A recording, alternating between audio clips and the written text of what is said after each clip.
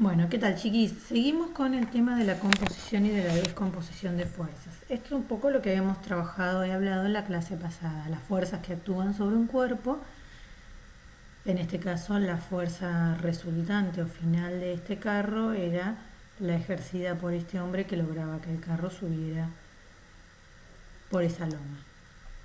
Habíamos trabajado también con estas fuerzas que eran colineales, porque si bien en este caso las dos tenían la misma dirección y sentido, pero acá tenían la misma dirección y diferente sentido, pero ven que en ambos ejemplos están sobre la misma línea de acción, en el plano.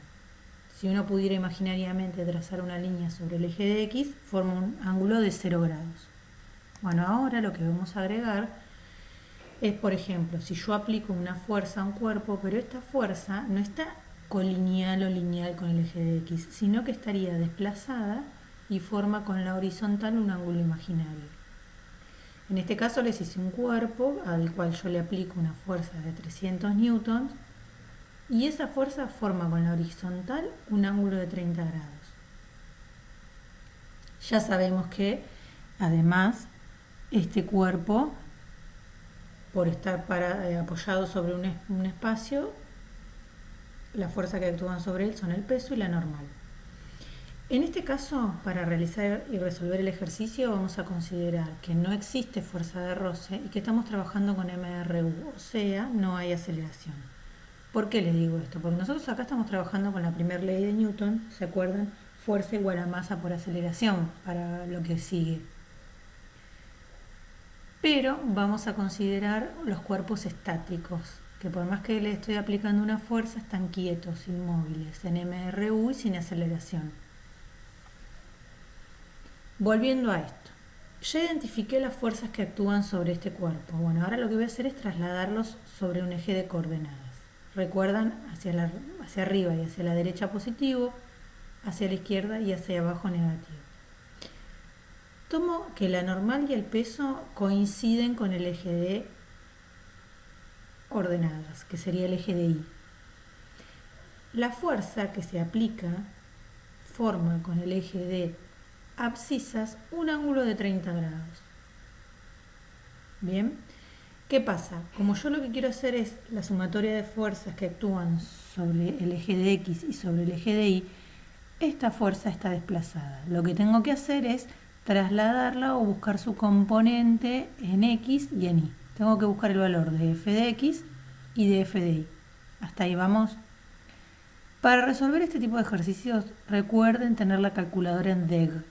¿Por qué les digo? Porque ustedes en matemática trabajan con la calculadora en radianes. Bueno, cámbienla, porque si no, todas las operaciones les van a dar diferente, ¿sí? Otra cosa de matemática que hay que recordar, la reglita de SOHCAHTOA, que se aplica a triángulos rectángulos. ¿Por qué? Yo tengo esta fuerza, que forma con el eje horizontal un ángulo de 30 grados. Una de las fuerzas, uno de los componentes, yo lo voy a trasladar al eje de X y el otro lo voy a trasladar al eje de Y. Ven que yo acá le tracé una línea imaginaria punteada, es porque en realidad este FI sería este cateto de este triángulo rectángulo, pero que está trasladado sobre el eje de Y, pero tiene el mismo valor. Entonces ustedes acá trabajan con un triángulo rectángulo, por lo cual puedo aplicar SOHCAHTOA, tomando en este caso el ángulo de 30 grados, que es el ángulo que toca el eje de X. Entonces, si yo quiero calcular el seno de alfa, que en nuestro caso sería el seno de 30, sería el cateto opuesto sobre la hipotenusa. Sería f de y sobre f. Coseno de alfa sería el cateto adyacente sobre la hipotenusa. F de x sobre f. La tangente sería el cateto opuesto sobre la adyacente. Esas son las funciones trigonométricas que vamos a usar después más adelante para resolver estos ejercicios. ¿Podría tomar el ángulo de 70, que es el ángulo complementario a 30? Sí, podría, pero tendrían que invertir todas las funciones, porque no va a ser lo mismo. Porque el opuesto de 70 sería x y el adyacente sería f de y. ¿Se entiende? Entonces estaría invirtiendo todas las funciones. En general yo les digo, trabajemos con el ángulo que toca el eje de X y listo. Bien, quedamos acá entonces. Nuestra situación es esta. Tenemos un cuerpo cuyas fuerzas que actúan sobre él son la normal, el peso y una fuerza con un ángulo de 30 grados sobre la horizontal. Lo traslado al eje de coordenadas, fuerza en Y normal, peso y la fuerza que está desplazada a 30 grados del eje de coordenadas. Hasta ahí estamos. ¿Qué pasa? Para poder resolver o hacer la sumatoria de fuerzas tengo que calcular las componentes de esta F en X y en Y. Entonces, como tengo 30 grados, para llevar este componente al eje de Y, hago el valor de la fuerza por el seno de 30 grados. El valor de esto por el seno de 30 grados, ¿por qué? Seno es opuesto sobre hipotenusa. Como yo quiero calcular el valor de este lado, que es el opuesto, que sería este que está acá, utilizo la función seno. Entonces, el valor de la fuerza, que es 300 newtons, por el seno de 30, que es 0,5, me da el valor de F en Y, que es el opuesto, que es el cateto que yo necesito calcular en este momento. Para calcular F en X, coseno adyacente sobre hipotenusa. ¿Por qué? Porque yo necesito averiguar este cateto, el adyacente, porque esta fuerza la quiero trasladar al eje de X. Entonces, mi fuerza 1 en X es el valor de la fuerza, que es 300 newtons, por el coseno de 30, que es 0,86, 300 por 0,86, 259,8. Y ahora sí, mi esquema pasa de ser esto a ser esto. Tengo, actuando sobre el eje de Y, fuerza 1 en Y, la normal, el peso. Fuerzas en X, fuerza 1 en X.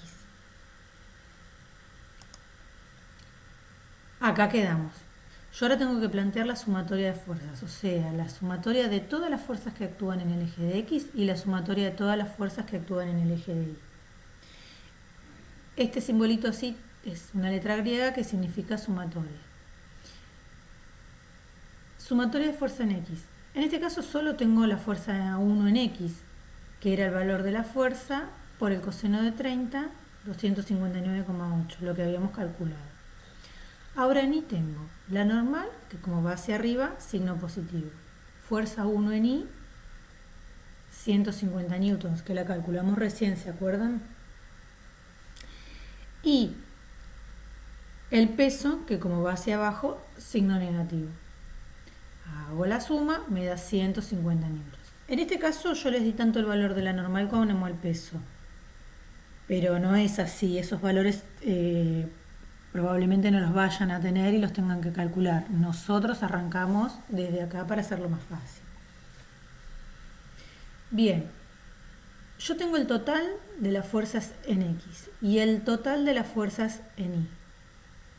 Con ese total de valores, o sea, con el total de valores en X y el total de valores en Y, aplico el teorema de Pitágoras y calculo la resultante. La resultante, que sería nuestra hipotenusa imaginaria, es la sumatoria de fuerzas en Y al cuadrado más la sumatoria de las fuerzas en X al cuadrado. ¿Qué quiere decir esto? 259,8 al cuadrado más 150 newtons al cuadrado. Raíz cuadrada. Cuando elevo el número al cuadrado, también tengo que elevar la unidad, porque ven que está todo acá incluido en el cuadrado. Lo mismo pasa acá, elevo tanto el número al cuadrado como la unidad al cuadrado. Realizo la suma. Me va a dar 30.242,04 newtons al cuadrado. Yo voy a sacar la raíz cuadrada del número y de la unidad.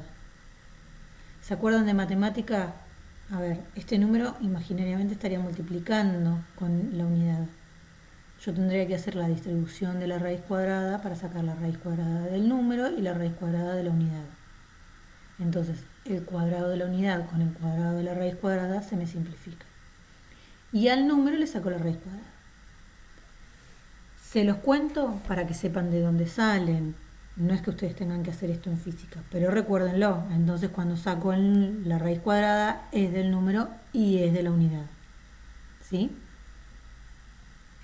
Ya acá tengo el módulo, el valor numérico de la resultante. Me falta calcular la dirección y el sentido. Recuerden, 259,8 la sumatoria de fuerzas en X y 150 newton la sumatoria de fuerza en Y. ¿Por qué? Porque con esos valores, ¿qué vamos a sacar? La dirección y el sentido de la resultante. La tangente del ángulo que forma la resultante es la sumatoria de fuerzas en Y sobre la sumatoria de fuerzas en X.